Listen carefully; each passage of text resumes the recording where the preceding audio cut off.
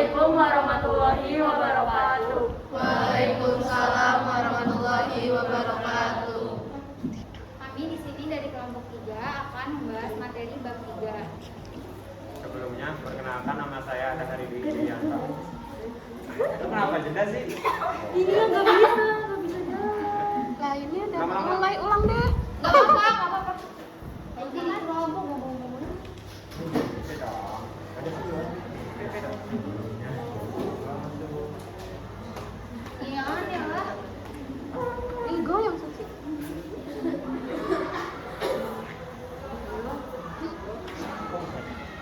Udah. Assalamualaikum warahmatullahi wabarakatuh. Waalaikumsalam warahmatullahi wabarakatuh. Kami dari kelompok 3 di sini akan membahas materi bab 3 yaitu substansi genetik. Yang terdapat dalam bab 3 ada pembahasan tentang kromosom, gen, dan alel. Sebelumnya, perkenalkan nama saya Adhari Dwi Yulianto. Nama saya Taya Farina Tifalia. Nama saya Rafa Kanita. Nama saya Selian Yulia. Kromosom. Pada saat sel aktif melakukan metabolisme, di dalam nukleus terdapat benang-benang halus seperti jala yang dapat menyerap warna.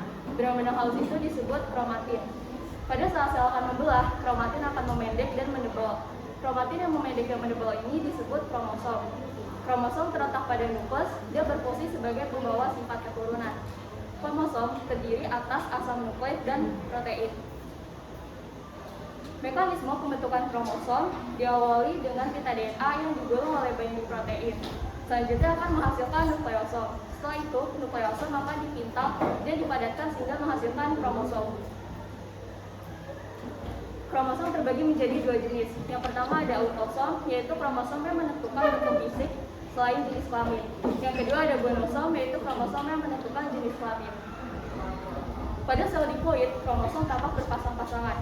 Kromosom yang berpasangan disebut kromosom homolog, yaitu kromosom yang bentuk, urutan gen, dan ukurannya yang sama.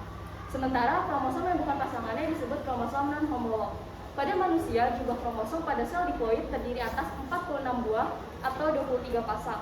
Kromosom tersebut terdiri atas 44 buah atau 22 buah autosom dan sepasang gonosom, yaitu XX pada wanita dan XY pada pria.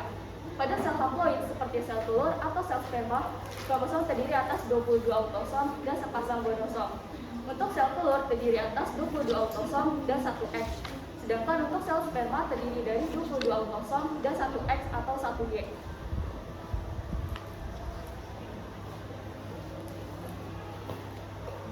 Struktur kromosom terdiri dari 2 bagian utama. Yang pertama sentromer dan yang kedua lengan kromosom. Sentromer merupakan bagian kromosom yang tidak terdapat gen. Sentromer berperan sebagai tempat melekatnya benang spindel yang berfungsi untuk menghubungkan sentriol pada saat pembelahan sel dan untuk menarik kromosom menuju kutub yang berlawanan arah pada saat pembelahan sel. Setelah itu terdapat kromatid. Kromatid merupakan salah satu dari 2 lengan yang merupakan hasil replikasi kromosom. Kromatid melekat satu sama lain kepada bagian sentromer. Yang ketiga, telomer. Telomer adalah istilah yang dipakai untuk menunjukkan bagian ujung dari kromosom. Telomer berfungsi untuk menjaga DNA pada bagian ujung tak terurai serta mencegah bertemunya satu lengan dengan lengan kromosom yang lainnya. Telomer pun berfungsi untuk melindungi kromosom dari ancaman lingkungan. Terdapat 4 bentuk kromosom. Yang pertama telosentrik. Telosentrik memiliki satu lengan dengan sentromer yang berada di ujung. Yang kedua kromosom metasentrik. Kromosom metasentrik memiliki 2 lengan yang sama panjang dengan letak sentromernya di tengah dan berbentuk V. Selanjutnya kromosom submetasentrik. Kromosom submetasentrik memiliki 2 lengan yang hampir sama panjang dan letak sentromernya hampir di tengah, bentuknya pun V. Yang keempat, kromosom akrosentrik memiliki 2 lengan yang tidak sama panjang dengan sentromer berada dekat ujung bagian kromosomnya.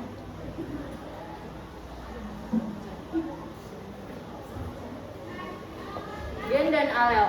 Gen adalah substansi pembawa materi genetik yang diwariskan dari induk kepada keturunannya. Materi genetik tersebut meliputi deoksiribonukleik acid atau DNA dan ribonukleik acid atau RNA. Berbagai jenis DNA bergabung untuk membentuk gen. Kemudian, gen-gen tersebut bergabung untuk membentuk kromosom. Gen memiliki 2 fungsi. Fungsi yang pertama adalah membawa informasi genetik dari setiap individu ke keturunannya. Jadi informasi genetik ini disalurkan ke keturunannya masing-masing individu. Contohnya adalah rambut ibumu yang berwarna hitam diwariskan ke kamu.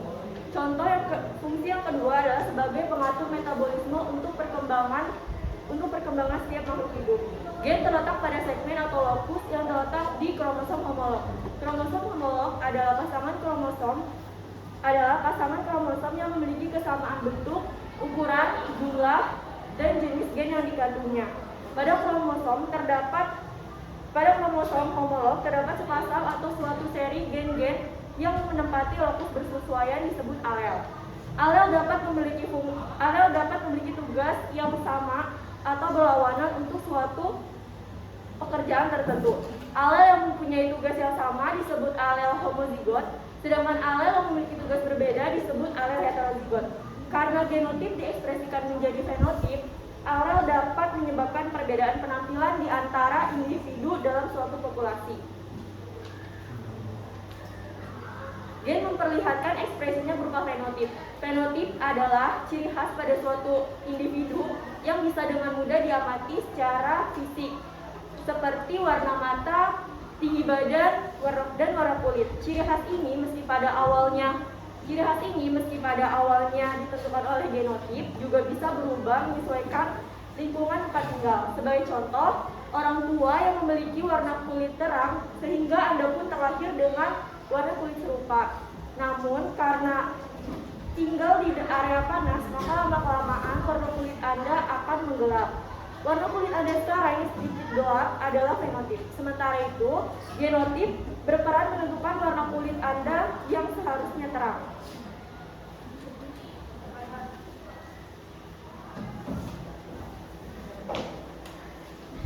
Lalu susunan genetik suatu individu yang ada hubungannya dengan fenotip dikatakan sebagai sifat genotip. Genotip adalah identitas genetik lengkap yang diwariskan dari orang tua kepada anak. Genotip terdiri dari genom yang berbeda-beda tiap orangnya, kecuali pada kembar identik. Contoh dari genotip adalah gen yang mewariskan warna mata, warna rambut, bentuk hidung, ukuran sepatu hingga tinggi badan.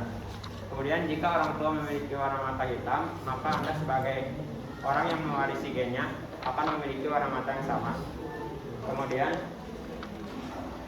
gen dapat dibedakan menjadi dua macam, yaitu ada gen dominan dan gen resesif. Gen dominan adalah gen yang kuat dan menutupi ekspresi gen lainnya sehingga ekspresi gen akan nampak pada keturunannya. Dalam persilangan, gen dominan dilambangkan dengan huruf besar, sedangkan gen resesif adalah gen yang lemah dan tertutupi oleh ekspresi gen lainnya. Dalam persilangan, gen resesif dilambangkan dengan huruf kecil. Kemudian jika gen dominan dan gen resesif bersama-sama, maka sifat dari gen dominan akan menutupi sifat dari gen resesif. Mengingat gen dominan adalah gen yang kuat, sehingga sifat dari gen resesif akan tertutupi. Kemudian terdapat 3 macam komponen penyusun gen. Yang pertama ada sistron, yaitu komponen yang terdiri atas ratusan nukleotida. Kemudian yang kedua ada rekon, yaitu komponen yang lebih kecil daripada gen dan terdiri dari 1 atau 2 pasang nukleotida. Kemudian yang ketiga itu ada muton, yaitu komponen yang lebih besar daripada rekon dan terdiri dari 1 atau 2 pasang nukleotida.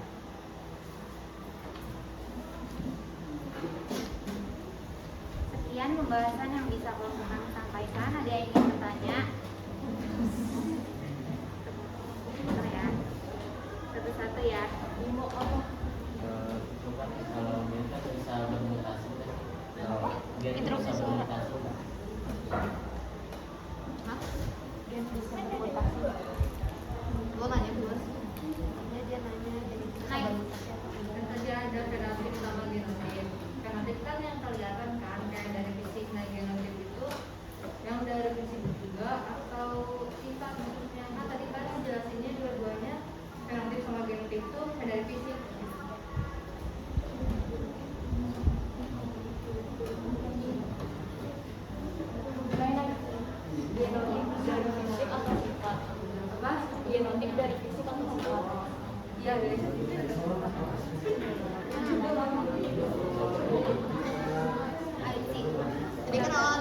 ada alel homozigot sama heterozigot.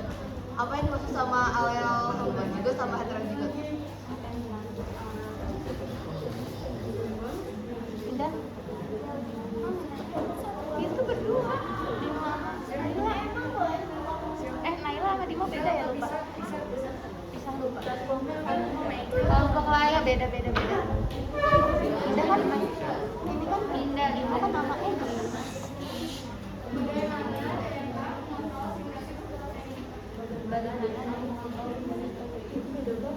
bagaimana DNA Itu materi DNA mau kita masih bahas substansi kromosom sama gen alat.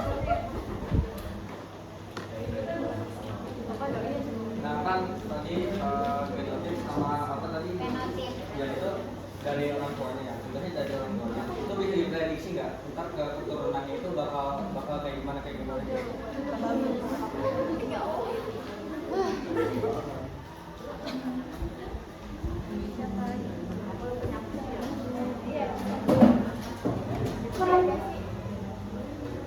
Apa yang akan terjadi jika kromosom tidak sesuai dengan yang apa yang akan terjadi jika jumlah kromosom tidak sesuai dengan yang seharusnya. Apa yang akan terjadi?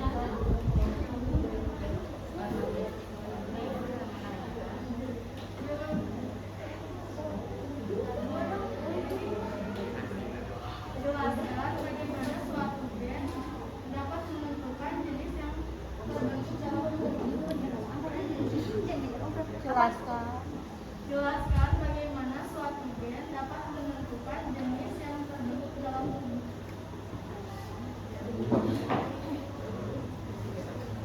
Yang terbentuk dalam tubuh.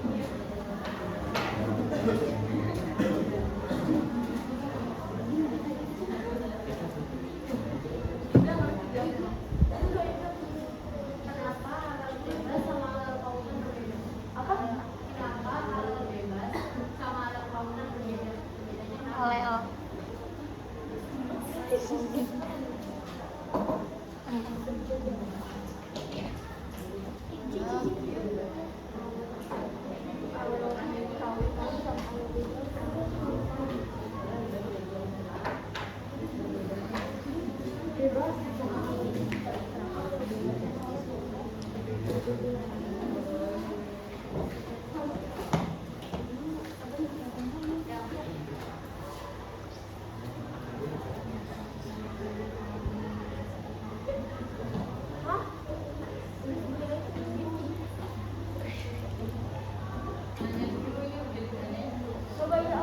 Bagaimana cara gen mengendalikan sifat makhluk hidup?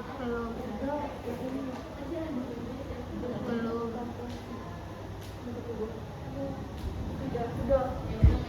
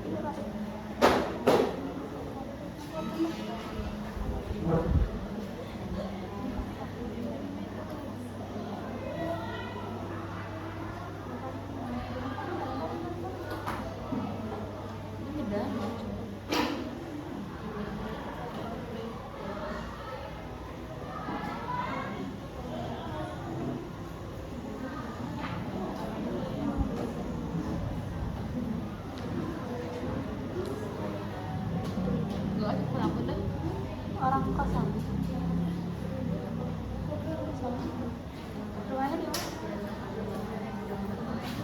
Yang depan Ramsari itu. Oh, lu nanti nginep di situ aja dulu setelah balik. Aku nggak jauh Ramsari.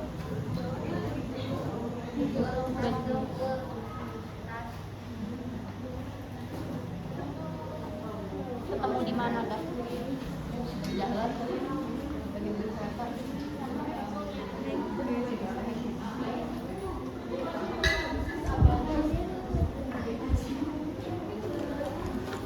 Ketemu di mana dah?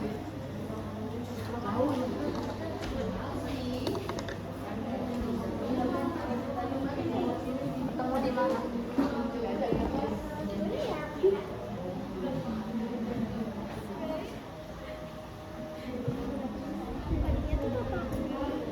Tanggal di rumah. Di rumah. Tersangka AA kamu.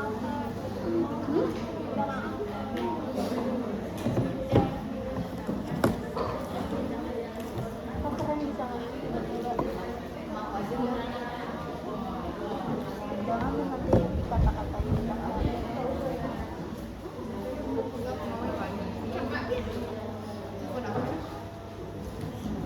Indah bahagia.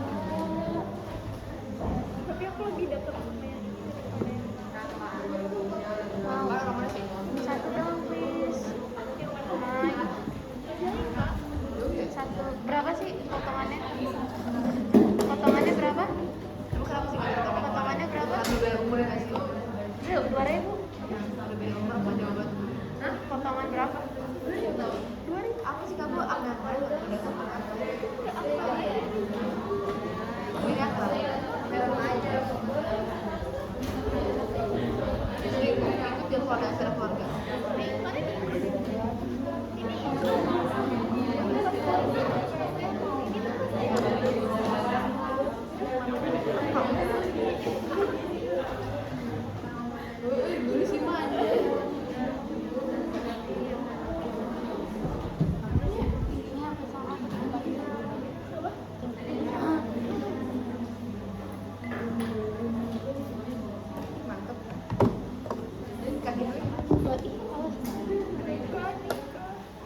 Inggrisnya.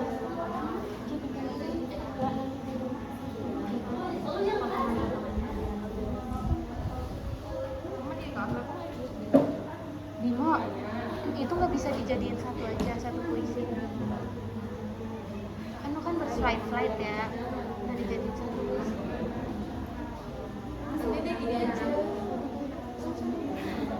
Saya akan menjawab pertanyaan dari Bimo, apakah gen bisa bermutasi? Bisa, tetapi pada kromosa biasanya disebut aberasi. Mutasi pada gen dapat mengarah pada munculnya alel baru dan menjadi dasar munculnya variasi-variasi baru pada spesies. Mutasi terjadi pada frekuensi rendah di alam, biasanya lebih rendah dari 1/10.000 individu.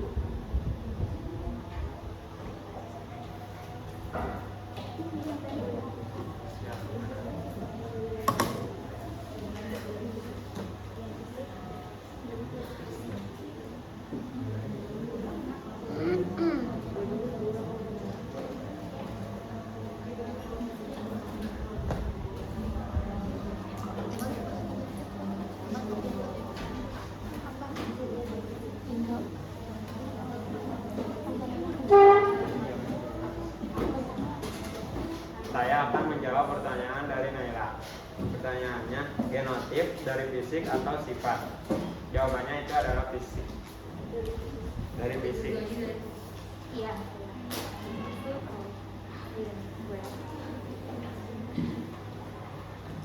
Saya akan menjawab pertanyaan dari Suci.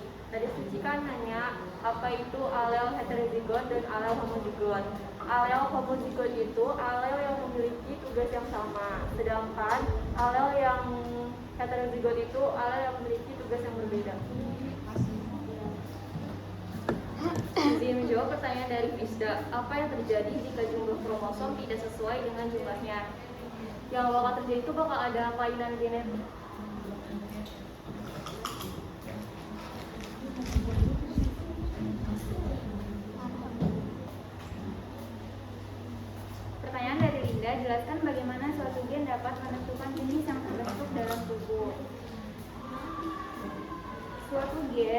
dapat menentukan jenis yang terbentuk dalam tubuh karena protein dalam tubuh dibentuk oleh penerjemahan kode-kode genetik yang ada di dalam gen. Sehingga jika suatu gen mengalami ketidaknormalan atau kesalahan, maka protein yang dibentuk juga akan abnormal dan atau malah tidak akan ada protein yang terbentuk.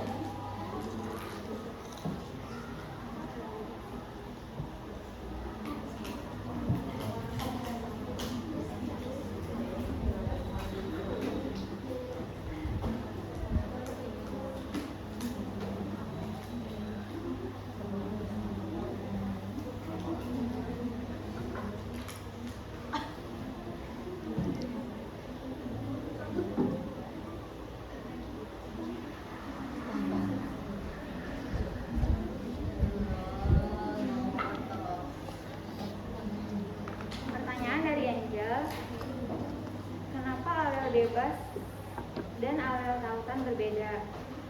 Alel tautan, gen-gen yang berada dalam satu kromosom homolog yang sama dan letaknya saling berdekatan, itu alel tautan. Sedangkan kalau alel bebas, alel yang mengalami pemisahan secara bebas saat pembentukan gamet. Alel itu sendiri pasangan gen yang terletak di lokus yang sama pada kromosom homolog.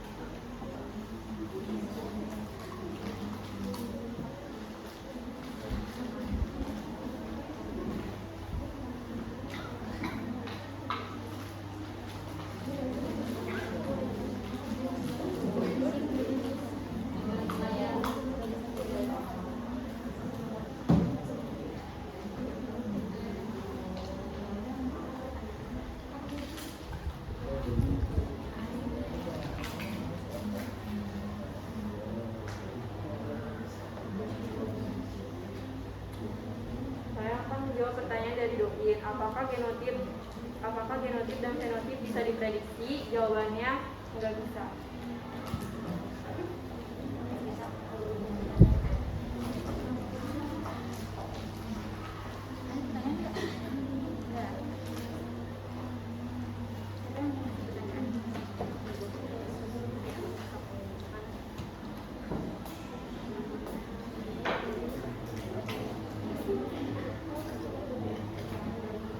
Selanjutnya ada beberapa pertanyaan dari kita yang mau jawab angkat tangan. Pertanyaan pertama, bentuk kromosom yang hanya memiliki satu lengan dan terletak di ujung adalah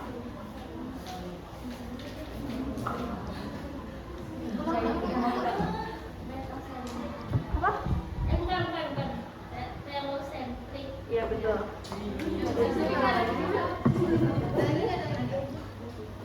Lagi. Ya ada juga. 3.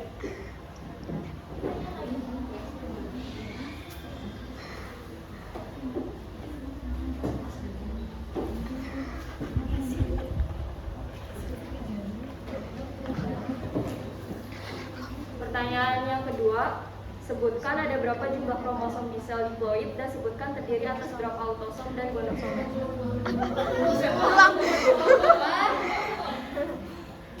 Sebutkan ada berapa jumlah kromosom di sel diploid dan sebutkan terdiri atas berapa autosom sama gonosomnya.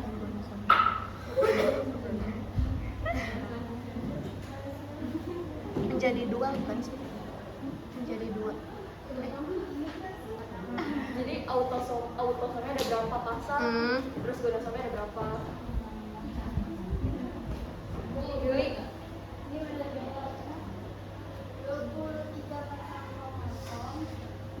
Banyak banget.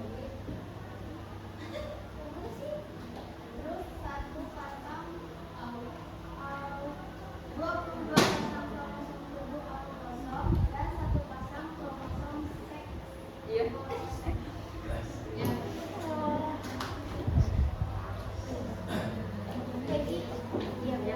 Bentar. Aja. Yang pasteng, yang pas. Ada yang Pertanyaan yang ketiga, sebutkan apa aja komponen penyusun gen.